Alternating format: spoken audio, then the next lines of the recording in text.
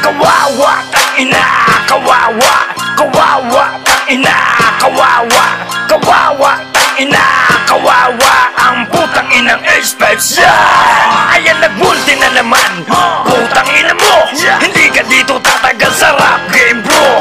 Welcome sa mundo namin iho, para malakas meron agad reaction video. Puta, aliyan, para mabigat, pinapaliwanag nila sa mga fans nilang burat. Halatado na kasi na di na kayang tumaba, sa may balak sumabay, papagulungin ko lahat. Hindi anong